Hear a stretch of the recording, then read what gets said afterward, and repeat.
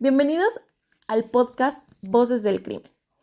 En Palmville, una ciudad del condado de Los Ángeles en el estado estadounidense de California, a principios de 2013, Gabriel Fernández, un niño de solo 8 años, es llevado al hospital por presuntamente haberse caído en la bañera.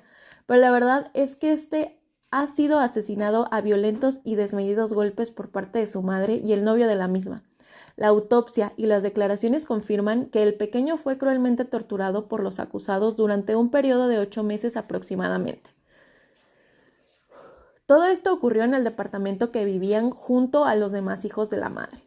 El demandado confesó que Gabriel en una ocasión le dijo a su madre: ¿por qué sigues con él si te golpea? Déjalo y me portaré bien, refiriéndose a su hoy asesino. Pero ¿era esta razón suficiente para que el victimario, quien era también su padrastro, lo golpeara hasta dejarlo sin aliento? ¿Es justificable que su propia madre participara de tan horrible acto? Gabriel era un niño normal, al menos eso deseaba. Iba a la escuela y tenía vecinos, también tenía tíos, hermanos y abuelos. Sin embargo, ¿dónde estaban ellos cuando era maltratado? ¿Lo llegaron a notar alguna vez? El abuso fue notificado a las autoridades, especialmente al Departamento de Servicios para Niños y Niñas, así como familias de la localidad en reiteradas ocasiones. Pero la negligencia presentada ante esta situación por parte de los funcionarios del Estado revela los vacíos que existen a falta de compromiso, responsabilidad, entrega, sacrificio, empatía y profesionalismo en muchas de las instituciones que tienen las demandas más importantes en la mayoría de los países del mundo. Para empezar, es necesario realizar un estudio de los personajes principales de esta historia. Vamos a comenzar por Gabriel Fernández. Gabriel Fernández era un niño de 8 años de edad cuando murió. Siempre fue alegre, era el hijo menor de su madre, el más pequeño de la casa en que vivía y por siguiente el más indefenso y vulnerable. Pesaba 59 libras y tenía una altura de 1.20 metros. Su cabello era castaño oscuro y lacio, peinado hacia adelante casi siempre mientras tuvo. Su madre no deseaba tenerlo cuando quedó embarazada de él, así que lo abandonó en el hospital para que sus tíos lo recogieran y así lo hicieron. Vivió con ellos la mayor parte de su vida, pero luego los mismos fueron acusados de abusar sexualmente del niño, aunque no se encontraron pruebas. Sin embargo, a causa de esto, fue mudado con sus abuelos hasta que su madre, deseando el subsidio que otorgaba el Estado, decidió llevarlo a vivir con ella y su novio al junto de sus otros 2 hijos. Hemos de imaginarnos qué tantos cambios de hogar a su corta edad debieron hacer llegar a pensar a Gabriel que no era querido ni apreciado por aquellos que decían ser su familia. Probablemente no entendía todo lo que sucedía a su alrededor. Sus compañeros de clase, amigos y familiares lo describen como alguien amigable, a quien no le gusta ver sufrir a los demás, no tenía problemas con otras personas. A sus familiares les encantaba tenerlo y cuidar de él, excepto a su madre. Fue aplicado en sus aulas, al menos hasta que empezó a sufrir maltrato en su casa. Era empático y solidario con los que le rodeaban. Le gustaba ser amigos, intentaba demostrar que era bueno y se portaba bien, específicamente en los últimos meses de su vida. A pesar de las adversidades por las que atravesó, el desprecio y el repudio, nunca se vio diciendo groserías o intentando hacer el mal a los otros. Y es probable que para la mente humana sea difícil entender que alguien no estaba recibiendo amor, estuviera dispuesto a darlo. Pero las tesis de los criminólogos y los estudios de los psicólogos afirman que se debe a la inocencia que había en el corazón del pequeño. Ahora continuemos con los demás personajes principales, a quienes más luego llamaremos también victimarios. Pearl Fernández, la madre de Gabriel, durante su niñez fue expuesta a violencia doméstica y esta continuó en su adultez. Se fue a su casa cuando tenía 11 años porque presuntamente decía ser odiada por su madre. Luego la escuela dejó cuando cursaba la secundaria. Comenzó a transitar sola por las calles, a consumir drogas y alcohol. Es una mujer adulta. Tenía 29 años de edad cuando fue cómplice y coautora en el asesinato de su hija. Tiene el cabello largo y negro. Le gustaba usar mucho maquillaje y ropas escotadas. Al mismo tiempo llegó a ser víctima de abuso sexual por parte de sus tíos y por varios otros hombres durante varios días. Tuvo novios diferentes. Uno de estos fue el padre de sus 3 hijos, quien estaba preso cuando Gabriel murió. Sus familiares la definen como una persona controladora, dominante, manipuladora y agresiva con todos los que la rodean, incluyendo a sus parejas. Hay testigos visuales de que ella era la violenta y quien normalmente los golpeaba. Ofendía a los demás y decía palabras obscenas todo el tiempo. Pearl nunca se sintió protegida o valorada, y fue lo mismo que transmitió a su hijo. Actuaba desde el rencor que había dentro de ella por todo lo que había vivido. Otra persona involucrada importante fue Isauro Aguirre, pareja de Pearl, el cual era un hombre de 32 años de edad cuando le ocasionó la muerte a su hijastro. Pesaba 270 libras y tenía 1.90 metros de altura. Trabajaba como guardia de seguridad, no tenía antecedentes penales cuando se convirtió en novio de Pearl. Parecía una persona común que no deseaba ocasionarle la muerte a nadie, hasta que comenzó a enojarse con Gabriel.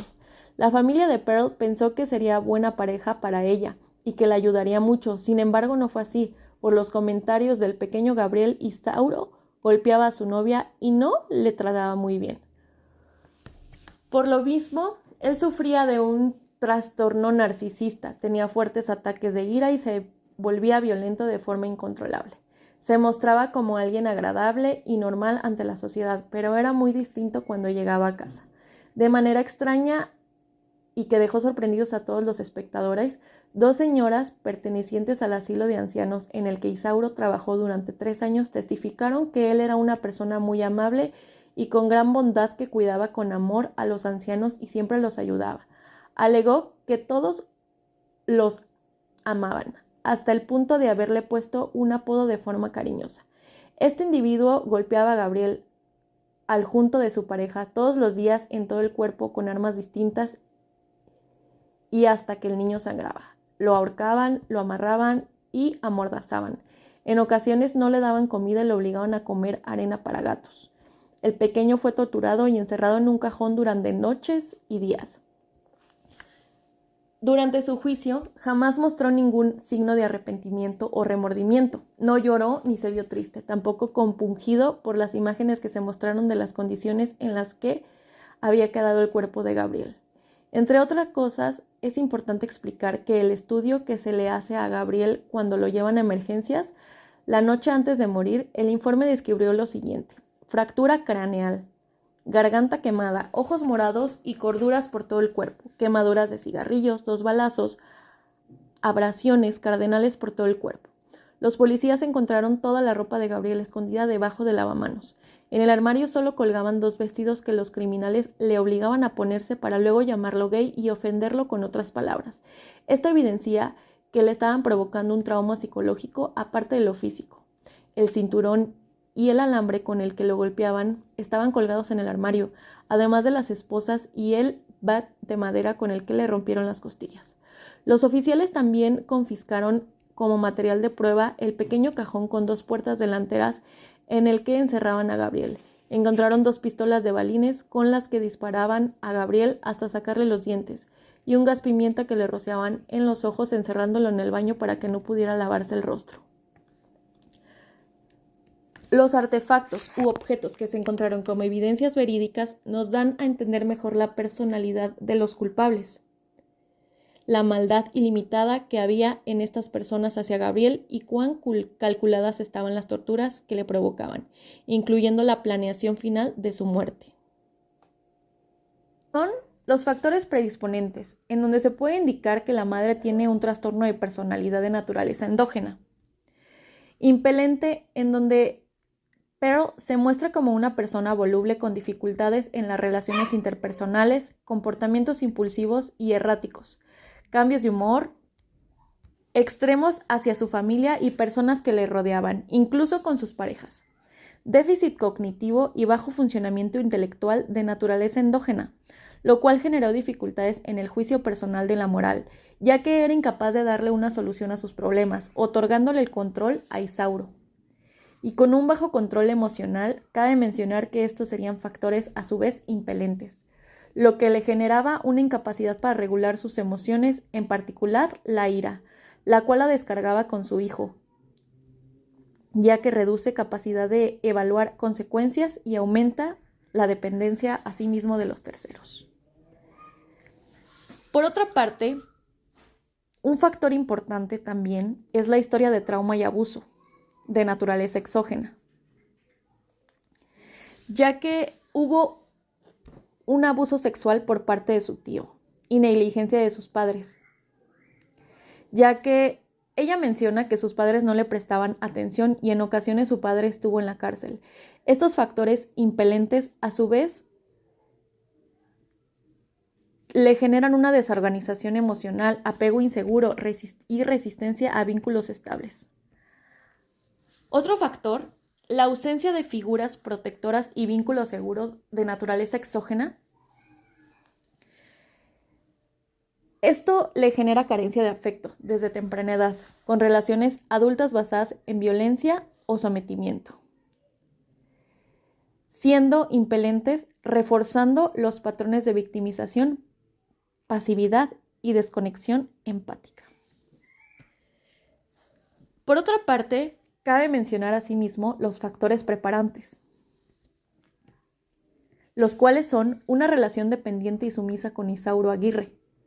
Estos de naturaleza exógena, ya que Pearl se somete por Isauro debido a una baja autoestima. Genera un tipo de complacencia emocional y miedo a ser abandonada. A su vez, estos factores son impelentes, ya que Aguirre ejercía el control y dirección dinámica del hogar, ya que funciona como un catalizador de obediencia, indiferencia hacia el hijo y neutralización moral. Por otra parte, el estilo de crianza negligente y desorganizado de naturaleza mixta es importante mencionar, ya que no había un sentido de responsabilidad maternal. Existía una baja capacidad empática hacia Gabriel y una visión utilitaria de niño, siendo así una fuente de estrés y carga emocional. Estos mismos factores impelentes deterioraron el vínculo materno y la percepción del deber de protección. Por otra parte, el aislamiento social y emocional de naturaleza exógena es importante mencionarlos, ya que tanto Aguirre como Pearl limitaron el contacto del niño con sus familiares o instituciones. Esos factores los podemos llamar impelentes, ya que facilitan que la violencia escale sin intervención externa. Por otra parte, la desconexión empática aprendida de naturaleza endógena es un producto del trauma acumulado y de la relación abusiva, generando así un mecanismo de desensibilización emocional, siendo esto un factor a su vez impelente, favoreciendo la indiferencia al sufrimiento del niño. Cabe mencionar que el consumo de alcohol y drogas de naturaleza mixta es un factor también preparante, ya que actúa como un estímulo en donde ponían a Pearl en un estado de euforia, siendo así un factor impelente para generar violencia física y psicológica a Gabriel. Finalmente, es importante mencionar los factores desencadenantes del crimen, como las confrontaciones con el niño que desafiaban la autoridad doméstica de naturaleza exógena, las cuales surgen de las interacciones en donde el niño cuestionaba, expresaba miedo o buscaba alternativas como intentar defenderse o hablar con maestros, en donde Pearl lo interpretaba como reto o insubordinación. Esto a su vez es un factor impelente, en donde se aumenta odio o rechazo hacia el niño. Así como la influencia directa y presión de Isauro Aguirre de naturaleza exógeno, es también un factor importante, ya que le mostraba con Pearl un alto dominio psicológico, coercitivo, controlador, siendo permisiva para reforzar el abuso de satisfacción o de evitación de conflictos hacia él. Estos factores son impelentes, ya que Aguirre se muestra como una persona más activa en el proceso del crimen, y Pearl actúa como su cómplice de manera pasiva.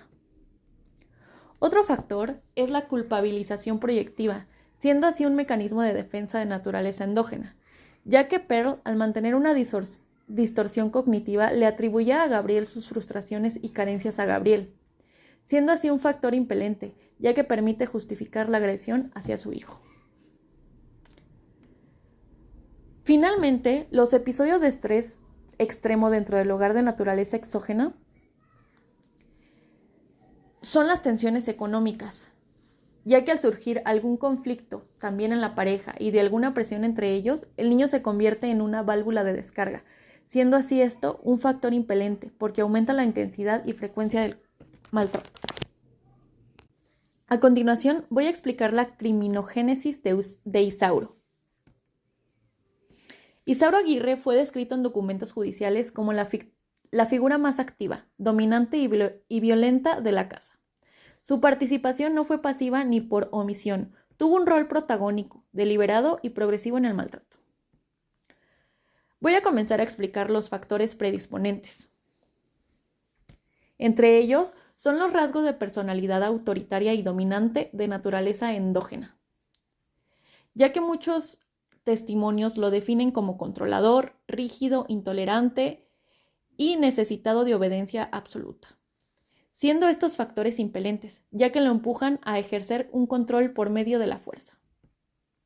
Otro factor es la baja tolerancia a la frustración de naturaleza endógena, ya que Aguirre reacciona de manera desproporcionada ante contradicciones, retos, comportamientos que él considera rebeldía, siendo así estos factores impelentes los que aumentan la violencia hacia el menor.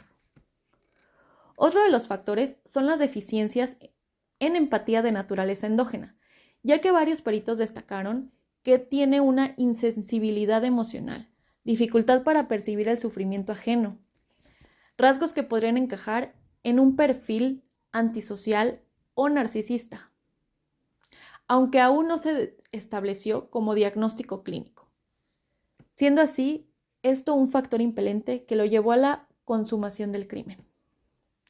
Por otra parte, la formación en contextos estructurados y disciplinarios de naturaleza exógena es un factor importante, ya que trabajó como guardia de seguridad en instituciones donde se valoraba uso de fuerza, control de otros, obediencia, jerarquía rígida. Lo que esto forzó a una identidad basada en autoridad, imposición y control situacional, siendo así un factor impelente. Por otra parte, la socialización en ambientes con normas de poder y dominio, a pesar de que no hay evidencia de traumas severos en su infancia, pero sí un patrón de aprendizaje social, en donde la fuerza se veía como recurso válido, la masculinidad se asociaba con control, en someter era forma de relación, lo cual conlleva ser un factor impelente, lo que fomenta la violencia en Isauro.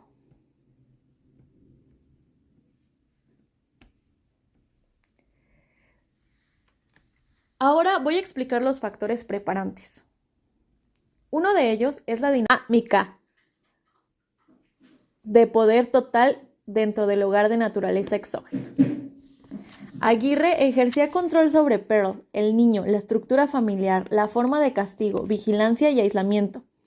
Pearl adoptaba rol subordinado, reforzando su autoridad total, siendo así un factor impelente.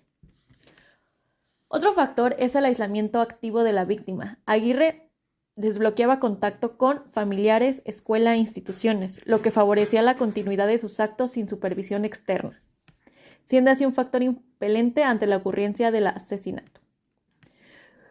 Por otra parte, la construcción cognitiva del niño como amenaza de naturaleza mixta, ya que Aguirre desarrolló una narrativa psicológica. Gabriel desobedecía, provocaba problemas, destruía la armonía del hogar, lo cual nos indica que esto es un factor impelente, ya que esta distorsión o atribución hostil es típica en agresores severos.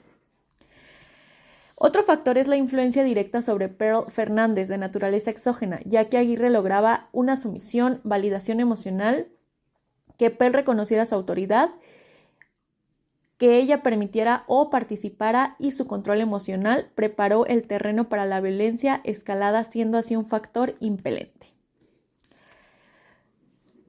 Ahora voy a explicar los factores desencadenantes. Uno de ellos es la interpretación de comportamiento del niño como desafío personal de naturaleza endógena, ya que cuando Gabriel expresaba miedo, lloraba o buscaba ayuda, Aguirre lo interpretaba como desobediencia, falta de respeto, amenaza a su autoridad, siendo así esto un factor impelente, ya que todo en conjunto conllevó al crimen. Por otra parte, la ausencia de límites externos de naturaleza exógena, como las fallas de supervisión institucional, como servicios sociales o escuela, y sin vigilancia externa, Aguirre escalaba sin frenos, siendo así un factor impelente para el logro del crimen. Por otra parte, el refuerzo interno del poder y control de naturaleza endógena, en donde el poder, dominio, obediencia absoluta, entre otros, generó que este factor impelente reforzara el ciclo de violencia. Ahora hablaremos sobre los factores biopsicosociales en la criminodinámica de la víctima, en donde los biológicos de Gabriel es que era un niño de 8 años, lo que lo ponía en extrema vulnerabilidad física. Su constitución física es que era un niño pequeño, baja capacidad de defensa ante adultos. Tenía una dependencia natural. Su supervivencia dependía totalmente de sus cuidadores. Así como mantenía una resistencia limitada, siendo la prolongación del abuso, debilitó su cuerpo y redujo aún más su capacidad de respuesta, generándole así un impacto. Su biología lo colocó en desventaja absoluta ante el agresor, sin posibilidad real de defensa o escape. Los factores psicológicos es la etapa del desarrollo de niñez media, con comprensión emocional aún inmadura. Necesidad afectiva, buscaba aprobación, seguridad y cariño de figuras adultas, ya que en repetidas ocasiones Gabriel le mencionaba a la maestra que él quería mucho a su mamá. También había una confusión mental, es decir, una alternancia entre miedo, obediencia y esperanza de que su situación mejorara y su madre pudiera dejar a su pareja. También una imposibilidad de interpretar el riesgo, es decir, que los niños en esta etapa no pueden dimensionar completamente el peligro, ni planear estrategias de protección, generando así un impacto en Gabriel, ya que no pudo procesar ni anticipar la intensidad del abuso. Algunos de los factores sociales es que existe un ambiente familiar disfuncional, negligencia previa y antecedentes de violencia. Un aislamiento social, ya que se encontraba recluido de redes de apoyo externas como su escuela y que en muchas ocasiones su madre no lo llevaba y no tenían casi contacto con sus tíos o abuelos. Además de las fallas institucionales como sus múltiples reportes no atendidos por servicios de protección infantil. Una relación desigual de poder, totalmente subordinado al control de adultos violentos, generando así un impacto en la falta de soporte social, lo que permitió que el abuso escalara sin intervención oportuna. La relación y conocimiento. En criminodinámica, este punto analiza la relación previa y su peso en la victimización. Hay un vínculo directo, ya que Gabriel vivía con su madre y su pareja de ella. La relación de autoridad. Ellos eran sus cuidadores legales, es decir, que había un poder absoluto. El contacto continuo. Convivencia obligatoria sin posibilidad de separación. Un conocimiento desigual, es decir, Gabriel dependía plenamente de ellos, mientras ellos tenían control total de su movilidad, alimentación y comunicación. En resumen, es en este punto la relación victimal en donde está marcada por la dependencia total, lo que facilitó el abuso sostenido. Actitudes de la víctima. El criminal rechaza a la víctima, a esta le es indiferente, ya que en ningún momento Pearl e Isauro cuidaron de él, al contrario, hubo violencia física y psicológica. Obediencia aprendida, ya que seguía instrucciones por miedos. Sumisión a raíz del producto del terror y la dependencia afectiva. Intentos de adaptación, ya que buscaba comportarse bien para disminuir los castigos. Búsqueda de aprobación, trataba de agradar a figuras que no respondían con cuidado, en este caso sus cuidadores legales. así como el miedo extremo, agotamiento físico y ausencia de apoyo externo, evidenciando el estado psicológico de vulnerabilidad. La percepción de la víctima. La percepción fragmentada del peligro. Sabía que estaba siendo lastimado, pero al ser un niño no podía dimensionar la letalidad. Normalización del abuso, ya que los niños sometidos a violencia continua pueden verlo como parte de la vida o algo normalizado. Esperanza intermitente, es decir, que los niños maltratados suelen creer que si se portan bien, el agresor cambiará. Miedo constante, ya que vivían alerta con ansiedad anticipatoria por posibles castigos, ya que en la autopsia se puede ver órganos crecidos más de lo normal debido al estrés que vivía Gabriel. Así bien, la percepción infantil limita la capacidad de pedir ayuda o escapar, incluso cuando hay señales graves. La fase interna. Hubo una confusión emocional intensa, mezclada con miedo, desesperación y deseo de afecto de su progenitora. Sufrimiento acumulado, ya que hubo meses de abuso sistemático. Indefensión aprendida, ya que llegó a asumir que no podía cambiar su situación. Aislamiento emocional, no tenía con quién compartir su experiencia o pedir ayuda. Hubo, asimismo, una dependencia afectiva, es decir, un anhelo de cuidado, incluso de quienes le hacían daño. Actos preparatorios de la víctima. En criminología se refiere a lo que la víctima hacía antes del hecho, no como responsabilidad, sino para reconstruir la secuencia. En el caso de Gabriel, los actos preparatorios son rutinas cotidianas obligadas, ya que obedecía las indicaciones dadas por la madre y Aguirre. Seguimiento de órdenes, muchas veces preparaba tareas o actividades porque se lo exigían. Por ejemplo, comer arena para gato o usar vestidos para niña. Movimientos restringidos, no tenía libertad de actuar de forma autónoma, ya que en muchas ocasiones se le restringía asistir a la escuela o lo golpeaban cuando asistía la trabajadora social. Ausencia de decisiones propias. Cualquier acto previo al crimen estaba bajo supervisión o coerción.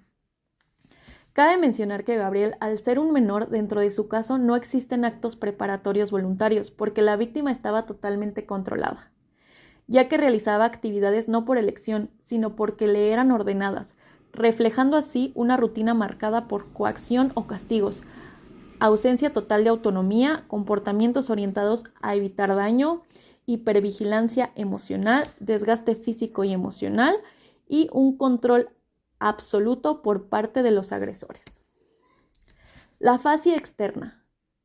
Evidentemente hubo un abuso físico continuo, visible para terceros, como moretones, lesiones, cambios de conducta, aislamiento social, escolar, signos de negligencia, como la desnutrición, falta de atención médica, episodios de violencia progresiva, escalada en la severidad de los maltratos, evidencias materiales como lesiones registradas, testimonios por parte de la maestra Jenny y los reportes de las instituciones. Para finalizar este podcast, es importante mencionar que Pearl Fernández se declaró culpable de asesinato en primer grado y de la circunstancia especial de asesinato con tortura en 2018. Aceptó un acuerdo con la Fiscalía para obtener cadena perpetua sin posibilidad de libertad condicional. De haber sido juzgada, podría haber enfrentado la pena de muerte. Su novio, Isauro Aguirre, sí fue a juicio y el resultado final fue la pena de muerte. Fue declarado culpable ese mismo año de asesinato en primer grado con la circunstancia especial de asesinato intencional mediante tortura, según un informe de Los Angeles Times. Actualmente se encuentra en el corredor de la muerte en San Quintín. Gracias por escuchar el podcast.